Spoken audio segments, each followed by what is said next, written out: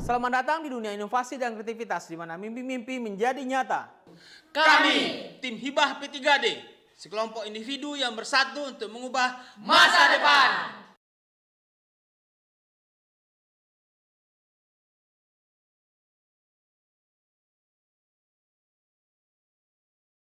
Kita akan membahas tentang cara kerja virtual memory dan kita akan belajar dua konsep, yakni virtual address dan physical address serta beberapa informasi lainnya.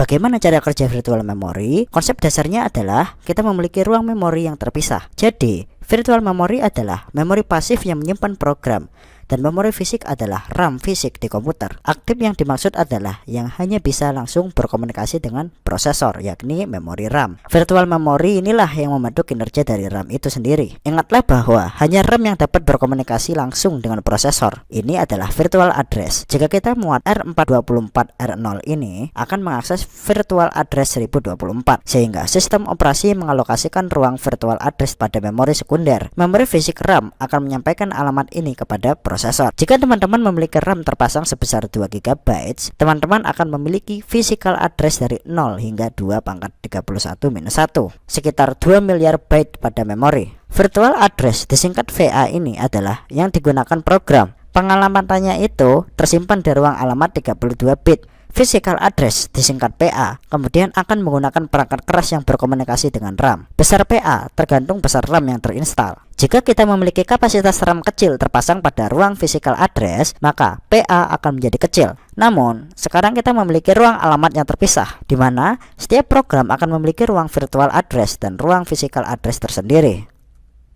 Bagaimana cara kerjanya? Bagaimana program mengakses memori sehingga program dapat mengeksekusi sebuah muatan instruksi dan muatan itu akan menentukan virtual address. Inilah cara kerja program. Inilah prosesor saat menjalankan ruang virtual address program dan inilah perintah eksekusi muatan kita. Muat R3 1024R0 sehingga virtual address dialokasikan di sini menjadi 1024. Kemudian prosesor akan mengakses virtual address 1024 yang akan dilakukan instruksi ini. Kemudian prosesor akan mengakses virtual address 1024 yang akan dilakukan instruksi ini, yaitu kemudian akan mentranslasikan virtual address ini ke physical address di memori berupa pemetaan dari virtual address untuk diteruskan ke physical address. Inilah data yang kita inginkan untuk R3.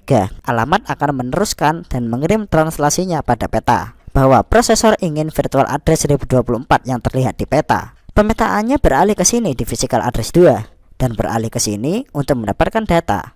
Sekarang, jika data tidak ada dalam memori, maka alamat ini akan beralih dan memuatnya dari disk. Dalam kasus ini, data ada di dalam RAM. Prosesor mengambil virtual address 1024, kemudian mentranslasikan physical address 2 dan mengirimnya kembali. Prosesor telah mendapatkan data. Maka sekarang kita lanjutkan dan lakukan instruksi lain. Instruksi lain akan memuat virtual address 512. Translasi kemudian mengalokasikan ke physical address 12. Lanjutkan untuk mendapatkan data dan kirimkan kembali. Sekarang prosesor melakukan instruksi lain, yakni instruksi tambahan yang menggunakan bantuan register. Jadi, map tidak perlu melakukan translasi apapun di sini. Prosesor dapat beralih lagi untuk memanggil instruksi yang lain. Instruksi ini akan mengakses virtual address 786. Peta memberitahu prosesor bahwa alamat itu tidak ada di dalam memori, namun adanya pada disk. Yang perlu dilakukan untuk mendapatkan datanya dengan baik, yaitu prosesor perlu memuatnya ke dalam memori RAM. Sekarang beralih untuk memperbarui peta translasi sebelumnya. Kita tidak lagi mentranslasikan alamat ke disk. Kita translasikan alamat 786 ke lokasi ini dalam memori. Perbarui alamat menjadi 4. Kita masukkan virtual address 786 dan mengeluarkannya dari physical address. Tujuannya untuk memuatnya dari memori dan mengembalikan nilainya. Saat program dieksekusi, alamat akan dimuat ke virtual address, ditranslasikan ke physical address. Jika tidak ada di dalam memori, akan mengalihkan ke disk. Prosesor membaca RAM menggunakan physical address dan mengembalikannya ke program. Jadi inilah cara virtual memory bekerja. Ada beberapa pertanyaan terkait bahasan kita tadi. Diketahui ada alamat R12 memiliki nilai 1536 dan program ini mengeluarkan sebuah address untuk dialokasikan. Kita memerlukan informasi lebih lanjut untuk dapat menjawabnya. Program ini mengakses virtual address 1536. Tapi kita belum tahu physical address yang akan digunakan. Proses yang memuat program pada ruang virtual address akan memuat instruksi muatan tadi, lalu menghasilkan virtual address 1536.